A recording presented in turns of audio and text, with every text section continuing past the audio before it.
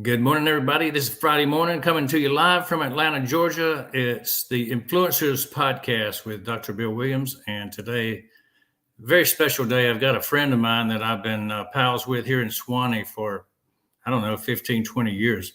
And I'm going to bring J.L. Robb. I call him Jerry Robb, a local Duluth, Georgia native. I tell you what, this is a big day, Jerry. Glad to see you on the Influencer Podcast. Glad to see you too, Bill. Let's get this thing done. I want to have people find out what I've been knowing about for over a decade as far as your book series. But you're an author, it's your hobby to write and be an author, but you're a lighting salesman for special LEDs. I know that, but that's not your passion. That's your job. Let's talk about your passion today. And that's the book, The End, or the end, the book, as they say. The end, the book. All right. Yeah. Tell us how it started all out and everything that you want to say about where did this thing begin? Well, this thing began actually because of the polio epidemic in the 50s. My aunt and uncle sent me to live with my mom sent me to live with my aunt and uncle for a year because the polio epidemic was so big in North Carolina. And they didn't have many books to read. And by the time I was 10, I was going there every summer to visit my cousin, who was like my brother. And we read the book of Revelation at age 10. And it was real scary, like science fiction. So I just got hooked on it. And I've stayed hooked on it over the years. So I got a calling one day to write a book series about it. And after 10 years of receiving this calling, I finally thought it might be God. So I did it. So you're quite a biblical scholar, and you studied the book of Revelation and Isaiah and the entire book called the Bible. And you kind of have a take on it that you bring it into the modern day times, and you give a storyline. Tell us what the storyline revolves around.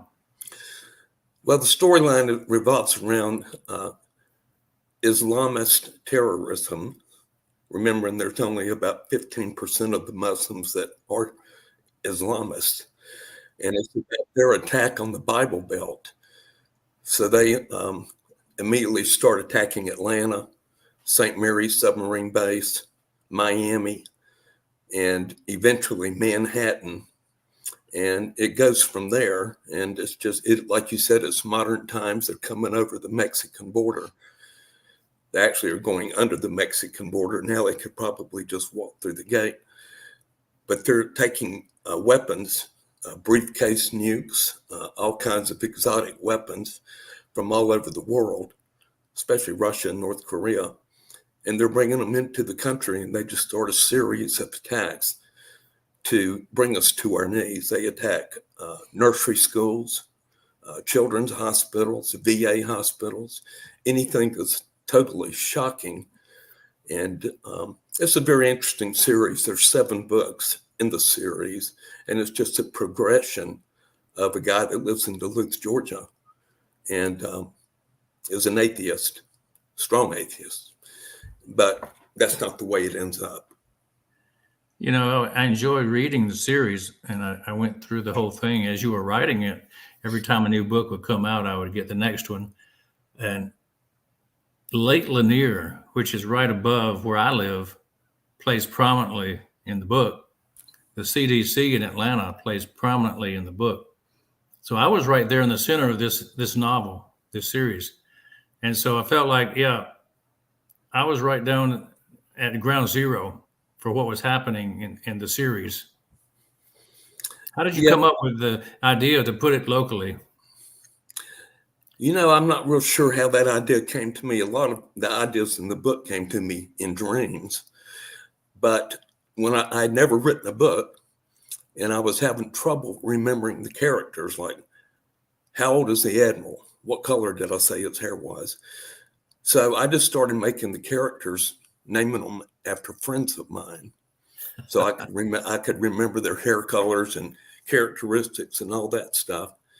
And It was a little rough going at first because I didn't really know what I was doing. But when I had my conversation with God, I said, I'm going to do this, but you need to help me. And Bill, I'm going to tell you, I've told you this story before. I started having the strangest dreams, and I really don't dream much. And I would get up and write down the dream on a yellow Post-it, stick it on my bathroom mirror. And my mirror was just covered with Post-its, but that's where the stories came from for the most part in the whole series. But yeah, there's CDCs in it. There's a lot of plagues going around, a rerun of the Spanish flu. Smallpox virus is stolen from USAMRIID, the medical base for the Army. And that's released in Europe and the whole world. The Bible predicts all this stuff. And I just wrote a fictional account of how it could possibly happen. Some people ask me if the book is true. Of course, it's not true. It hadn't happened yet. And I don't think anybody could write a true story about it. But the only prophecy in the Bible that has not come true is the one that pertains to what I write about. And that time is called the day of God's wrath, the last days, the end times, time of Jacob's troubles. And it's mentioned throughout the Bible, Old and New Testament. People need to pay attention. So this one will pretty much get you ready for the final story, the last chapter, and you'll start to see, and you look around current events, you'll go, could this be the end times? Could this be the last days? And Magog from the north and all the things that you read about, could they be real? Are we worried about China and Russia coming together through Iran? I mean, are there issues that are current day events? We don't know, but you write about that. Yeah, it's interesting that because this book series started, I started writing it in 2010. First book came out in 2011. Seventh book came out in 2019. And all this stuff is now, not everything, but a lot is happening. The rioting, all the fires. I have all these mountain ranges burning down the books, and now that's what happened. Maui now has 55 dead from their fires. The island of Rhodes off Greece is on fire. Spain is on fire. It's going on all over the world, not just in the United States. And these illnesses that are coming up with this COVID virus, which I personally think is man-made. They just found a worse mutation of that virus. It's just kind of out of control. The whole world's out of control. What's up is now down. And that was a prophecy too. It said in the last days, what is right would be called wrong, and what's wrong would be called right. And that's certainly happening. Certainly, when I started reading it in 2011, the first book, and then having watched the current events happen over the last 12 years, much of what you wrote about has already happened as far as the way America's been attacked, or the way America's been brought to its knees by current administration. So you saw things coming, you wrote about them. I think when you have dreams that give you ideas about books, you should pay attention, and you did pay attention. I wrote about my books that I did. My chapters came from prayers and dreams. The best writing I always do is stimulated by divinity rather than just my own mind. So I believe you probably have a connection there. And you didn't write just one book, though. You started another series called The Great Adventure. Yeah, The Amazing Adventures of B.L. Zebub. And what happened is in my book series about the end, the favorite character in that book was a guy named Abe the bartender, who was a Messianic Jew who did not drink, but he was like the best of the best bartenders. And he was the favorite character. So a lot of people started writing me emails to see if I would do a series on him. And that's what it is. It's called The Amazing Adventures of B.L. Zebub. And the subtitle is Abe the Bartender Gets Married. And it's about a guy that he meets that is always dressed in black and always smells like sulfur. And Not Johnny Cash. no, not Johnny Cash, but his name was Beelzebub. And of course, Beelzebub is another name for the devil. So it's a book to where Abe starts dreaming. He meets this guy, then he starts dreaming about a guy that looks like Jesus, at least by 15th century paintings. And he's trying to figure out who's the good guy and who's the bad guy.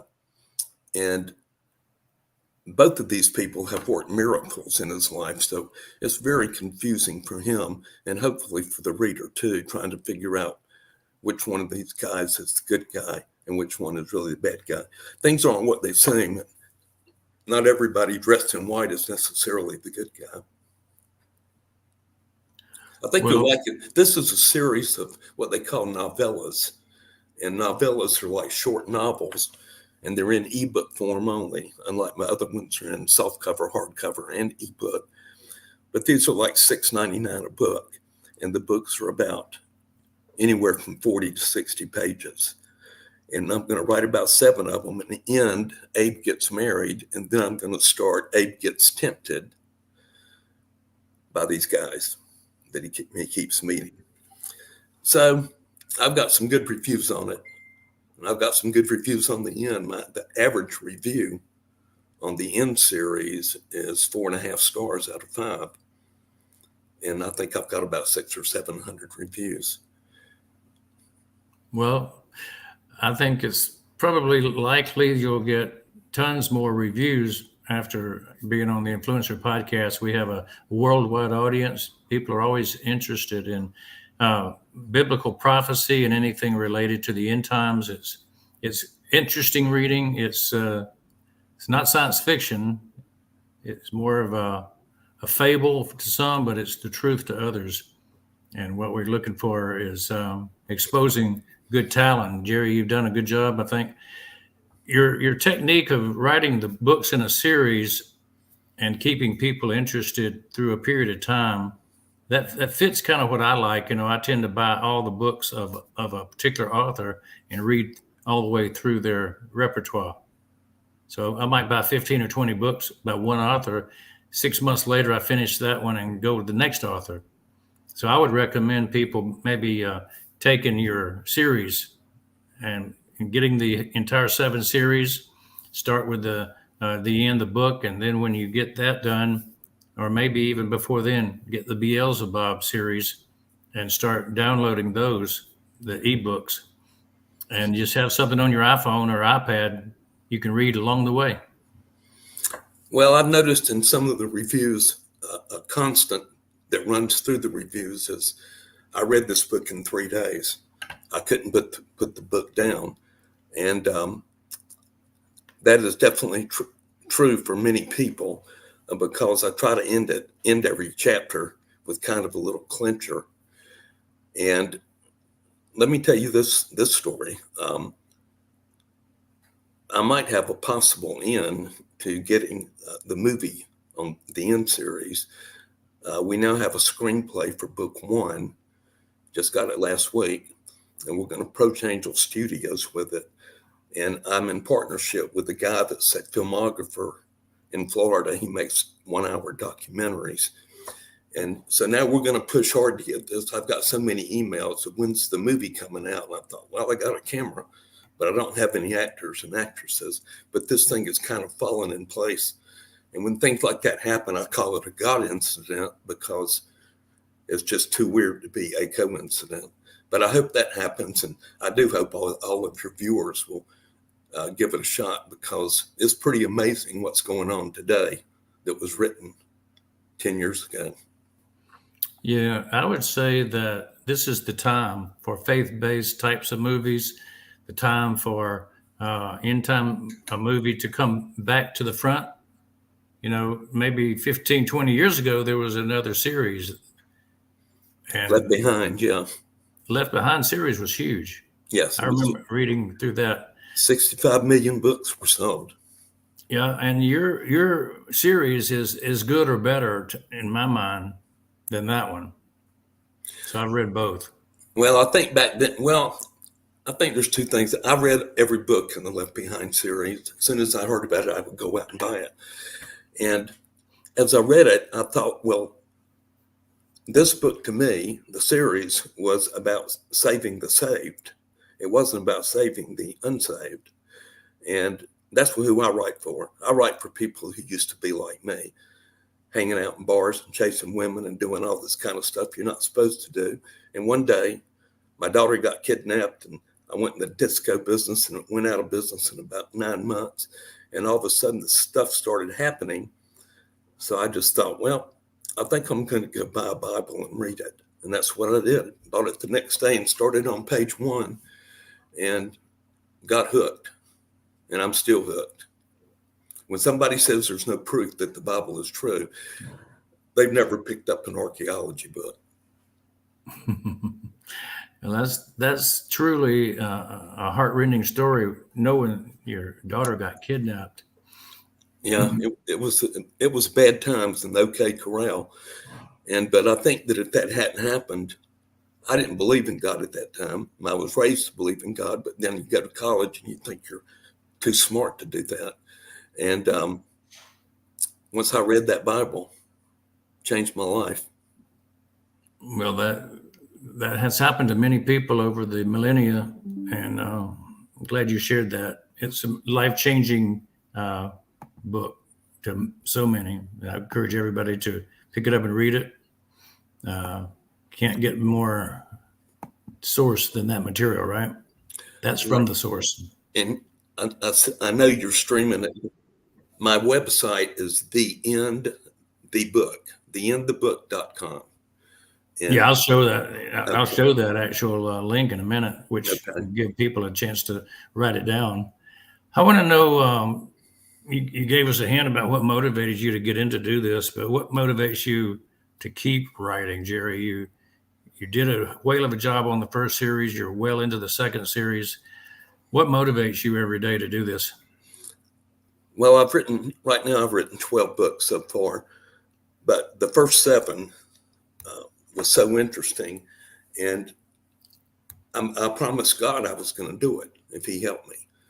And you don't really break promises to God. And I've always been an early riser, so I just got up. I don't set alarms, but almost every morning through those 7 books, I got up at 4:30 and would write from 4:30 till 9:30. And I can't type, so I have to look at the keyboard, so it's a little bit slow. But I would do it every morning. And as soon as book 1 came out, all of a sudden I had prostate cancer, and I had to go get 42 radiation treatments. And then I had open heart surgery, and then I had Bell's palsy and 3 strokes. It's like a lady in Duluth told me, an old lady, she said, keep on writing because you've really ticked the devil off. But a lot of stuff started happening. But I remember after the heart surgery, that's when I met you. And I still managed to get up and get it written. I never thought I would get 7 books written, but it did. And it all came together very smoothly. And I thought of the ending when I wrote book 1, how I was going to end it. Came to me in a dream too. And I worried about it because a Christian book agent told me one time, he said, if you're going to write about the end of the world, you better write what all the Christians want to hear. And there's a couple things in there that are a little different. And I debated, but I thought, well, I dreamed it, and I'm going with the dream. And the ending, I've had some great comments about the ending. Now, that's a teaser there that should interest a lot of people. I don't go with what the people always want. I got to go with what I was given. Prophetic words. Why should somebody buy these books? What's the big reason? If people don't understand the book of Revelation, which most people don't, one of the least read books in the Bible, you can read this series and you'll learn about all you need to know about Revelation. A lot of stuff in there about the prophets. The prophets' predictions were a lot different than Nostradamus. Their predictions, they batted 1,000. They didn't. Nostradamus was about 5%. And these guys talked directly to God. They spoke in the first person as they are God. And they made these predictions. And like I said, the only ones that hadn't come true are the ones in the end times. And Jesus gave signs to the apostles when they said, when's this going to happen? They said, well, I can't tell you when it's going to happen because I don't know. But when you see these things happening, rumors of wars and wars, climate change, it wasn't Al Gore that coined climate change. It was the prophets. They said it was going to get hot. They said the sun was going to get 7 times brighter. They said the sun was going to scorch men's skin. They said the moon was going to be as bright as the sun. Said there were going to be floods and tsunamis and all this kind of stuff. And all you got to do is turn on the news and you'll see that every bit of that's happening right now. A lot of people don't watch the news. I was reading about Maui and how all these people got killed. And they said a lot of people watch cable and they weren't even getting the bulletins across the TV screen. And that fire went so fast. I mean, people were jumping in the ocean to get out of it. A raging wildfire. Absolutely. A raging wildfire, and they're going on everywhere. But I think that what I would like to let people know is if they have a Bible, dig it out, wipe the dust off of it, and read it. Because in my opinion, we are in the end times. We've been in the end times since May 15th, 1948, when Israel became a country again. No country has ever disappeared and come back, nor has a language in Hebrew disappeared and came back. And that was all predicted. Ezekiel said, I'm going to bring you out of all the nations and bring you back to Israel. And it happened. And Thomas Paine, who wrote The Age of Reason, those atheists back then were saying, well, there's a prophecy that didn't come true, but they just didn't wait long enough. When I was going through Bible study fellowship, I studied 12 years, different books of the Bible, some of them 1 year for the whole book. We took a year on Revelation. We took a year on Isaiah. And the thing was, you took it line by line, word by word, and dissected it. And you did homiletics to explain it. You put it in context. And so that's one level of study of the end times story. But for the common person who wants to understand it, I think a book series like yours explains it in plain English in current day events, and it's dramatized. I think that's a great starting point for people who are interested in the end times and what it could mean to the entire world. So tell us, the next question I've got is, who's the ideal reader for your book? Well, I think that most of my audience, I will say, I'm not writing for the sake, but probably 80% of the people that read my books are already Christians. I'm looking for the non-Christian, so that's why I wrote it like a thriller and a love story. And I don't have a lot of cussing or anything like that in there, but it is a thriller, and it's modern times. And I would like people that love books that they just can't wait till the next one comes out or the next paragraph starts. I had comments from people that said, I'd be falling asleep, but I had to read one more chapter. I'm looking for those kind of people. So this is not a preachy book. This is not a book that is putting down any other type religion or people. It's mostly just an interesting story that happens to parallel the book of Revelation. Well, I bring into the story, some people say, well, is it anti-Islamic? But I have 2 doctors that are Muslims, and they couldn't be nicer. And they don't want to kill Jews or anybody else. It's just a certain element of that. But there are also Christian terrorist groups and Jewish terrorist groups and Hindi terrorist groups. But in this series, I cover Christian terrorism, Jewish terrorism, and Islamic terrorism. And all those groups are nuts, but they want to kill us. The Christian groups want to kill the government and make it like Christian in their mind. And that wouldn't be good either. But I have in the book, I have some Muslims. One Muslim goes into a Jewish school for kids that catches on fire and pulls a bunch of kids to safety. It's not anti any religion. It's anti-terrorism. And the people that take it my way or the highway And I read the Quran. I tell all my Christian friends, you ought to read the Quran at least once. And they say, well, I would never read that. And I said, well, I've always been in sales my whole life, and I always studied the competition. And you need to read the Quran because that is the competition. In that book, it says to take over the world, the whole world. Judaism doesn't say it, Christianity doesn't, but it says take over the world and either convert, kill, or enslave anyone that will not become a Muslim. And the Spanish Inquisition, it was well on its way to doing it when the Spanish Inquisition happened. And you just have to read history. But I would encourage people to read the Quran. The one I read was called The Simple Quran, and it was a lot easier to understand. But this is going on. I mean, right now, a lot of people are doing their own things and not paying attention. Many people don't even watch the news. And that's exactly what the prophecy said. It said when this time comes, people will be getting married and having parties and going on just like nothing was happening, just like it was in the days of Noah when they thought he was crazy. And then it started raining. And they didn't have a ticket on the ark. They And didn't. they learned a different story. Yeah, they did. How do you take your readers and turn them into brand ambassadors? You have a lot of brand ambassadors, I know. What kind of ambassadors? Brand people Brand, who okay, brand ambassadors. crow and say Well, this is well, wonderful. I do an awful lot of blowing my own horn on Facebook and Instagram and social media.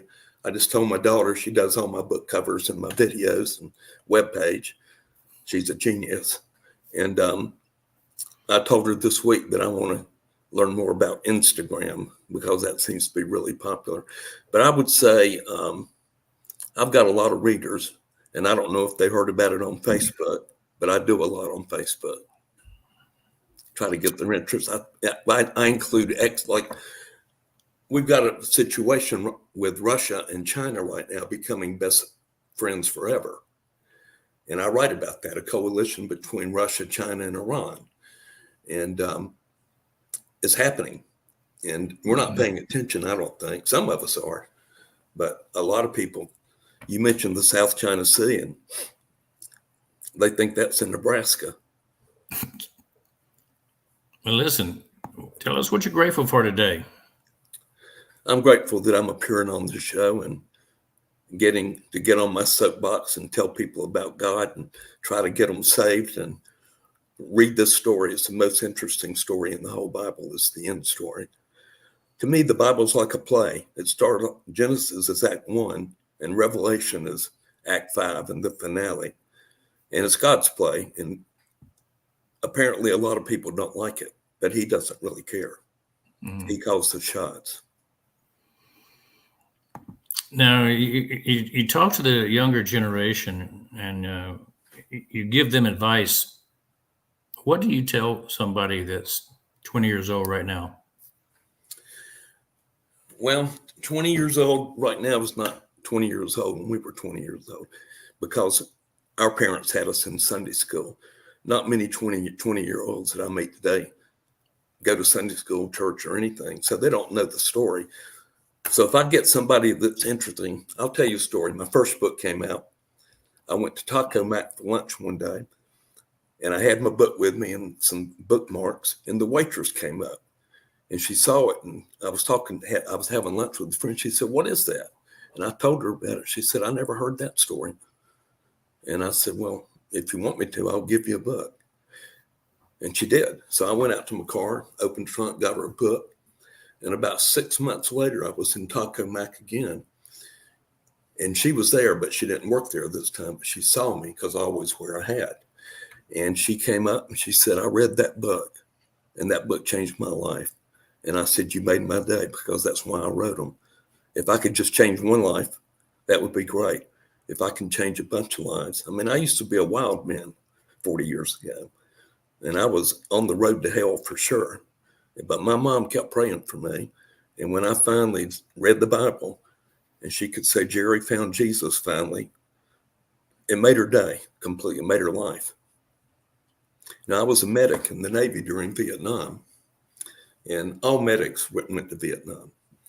And I got orders there twice, and they were canceled both times. And in retrospect, I know that God was listening to my mother, and my aunts were praying every day that I wouldn't have to go over there. So I never even went on a ship. I stayed in Bethesda Naval Hospital the whole time, which to me was a miracle. God had better plans for you than patching up GIs. You had a book series to write. I did. Now, why is being impactful important to you? You kind of alluded to this. What's your reason for your existence? What are you doing? Well, I think it's the impactfulness of what I'm doing is I'm doing it for God, because I promised him I was going to. And he gave me a great gift I never knew I had, of writing. My 10th grade English teacher had a meeting with my parents in High Point, North Carolina in 1963 and said, this kid needs to be a writer. And my dad wanted me to be a hunter and a fisherman. And I couldn't figure out why. Kroger was right up the street. Why would you have to do that? I was always interested in writing. I've always written letters to the editor and stuff like that, but I had never attempted a book. But he did give me a gift. I know it from everybody that tells me, like you. Yeah, back in 2011, we swapped books. I remember sitting at breakfast one morning with you, and we both pulled out our books and said, Yeah. This is my first book. And they both became bestsellers. Yep.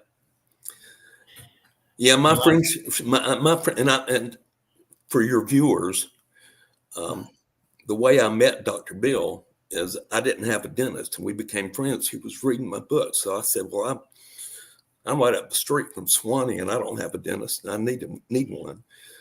And we became immediate friends, and we've been friends ever since. I can't say enough good things about Dr. Williams. He's a good Christian. He's a good Christian man, and he can also help you make money. We know a lot about doing good works and good things for people. That's for sure. It's been a great profession to be in, and it allows you to have a lot of freedom, to both time and money, to help other people. And that's really what it's all about. What would you say about your appearance on our show today, Jerry?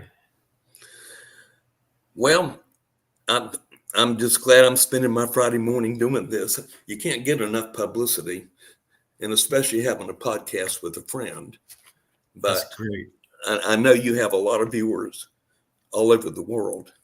So for me, this is a great opportunity to get my book out there. Maybe some people will dig their Bibles out and read the whole story.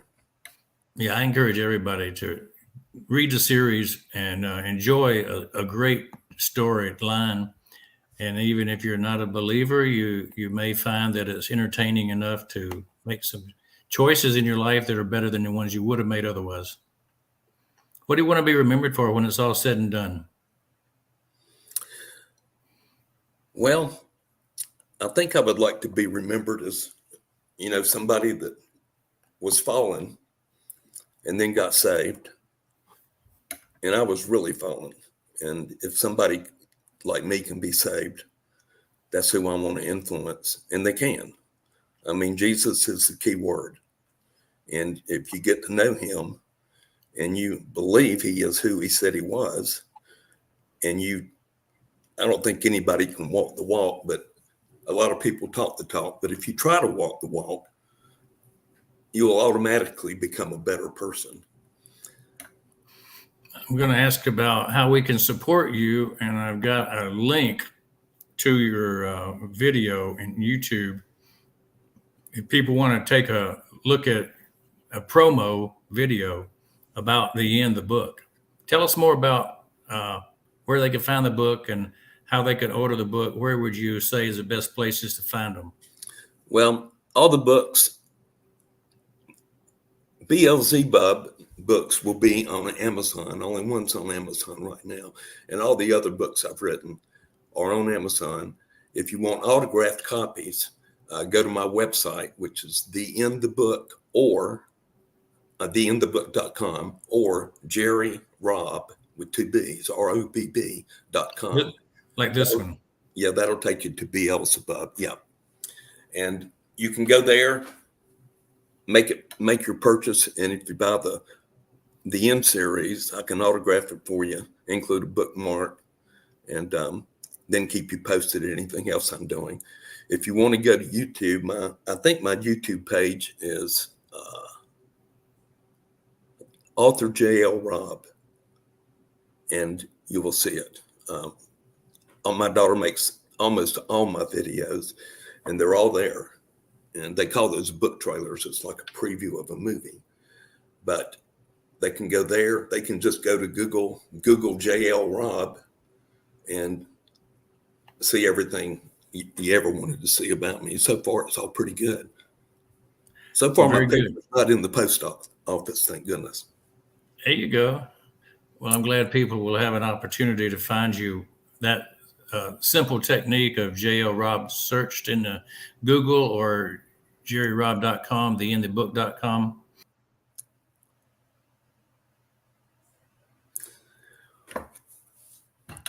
I very much appreciate you having me on the show and getting to be in touch with some of your friends you're always talking about. And God bless you and your friends. And I hope everyone gets saved. That couldn't be any more to the point and from the heart. So thank you, Jerry, for that. And I hope all my friends are in good shape eternally, just as you say. Hey, let's help people out right now on Earth with a couple of ideas. This QR code up in the top here goes to a certain place. And I want everybody that's watching that's not part of our team that knows us to take a picture, copy that QR code down, because it's going to go to my digital business card, ovu.me/onpassive. And it really is going to show you two things when you go there. It's going to show you my website where I have all the podcasts for the Influencers podcast, 50 or 60 of them. It's going to have all the books I've written, notified, and a bio on me, what I do, what I've done that I think is important. What I want also to tell you is that we have everything you need in the AI technology business under this URL, otrim.co/Dr. Bill W. So go there and look at what we've got. If you enter the portal, you'll see it all, and you will be amazed and you will be enlightened. We have things like OTracker, where you can track all your Google Analytics. If you want to know where people are coming from, Jerry, on all of your websites, all you have to do is put a tracking number on each of your websites, and you get full analytics through OTracker. So your daughter needs to do that for you for all your websites. I will let her know. Now, the good news is, Jerry, you're part of OnPassive just as I am. You're a founder in OnPassive, a brand ambassador like I am. And so you already have access to all this. But for the people out there that don't have access, they can get access through this particular URL that we talked about here. So I want everybody that's not a part of OnPassive to know that they can get this technology for their website and for many other things, including the world's best video conferencing webinar series. So, Jerry, it's been a great 35, 40 minutes talking to you. We need to get together for lunch again. We need to hang out and see what's next on the agenda. The world is waiting for another book, though, so I want you to get busy. 4:30 in the morning comes early. I want you to go to bed early so you can write a good chapter tomorrow. I'm in bed every night. I'm in bed at 8 o'clock watching Gunsmoke, and then I go to bed. Miss Kitty? Miss Kitty. Chester? I've seen them all, but I just keep watching them. I love and that Marshall Dillon. The world needs a Marshall Dillon. There you go. Well, I think I got one that came down the golden staircase. Maybe we put him back in there. Yeah, we blew it with that one, but hopefully that'll happen again. I mean, he does have a proven track record, and he was attacked 24/7 the whole time he was president. He did a great job. It's kind of like, I wonder if that hadn't happened, no telling what all he would have done. Yeah, we'd already be sunk. The Titanic would already be at the bottom. Yeah. Well, this has been very fun. Thank you so much. This is Bill Williams and the famous J.L. Robb from Duluth, Georgia, right down the road here on the Influencers Podcast. So thanks for being here, all our great audience, and we will see you for the next podcast in just a few moments. Actually, we're going to do another one today, so stay tuned. Thanks, Jerry. See you later. Thank you. Bye-bye.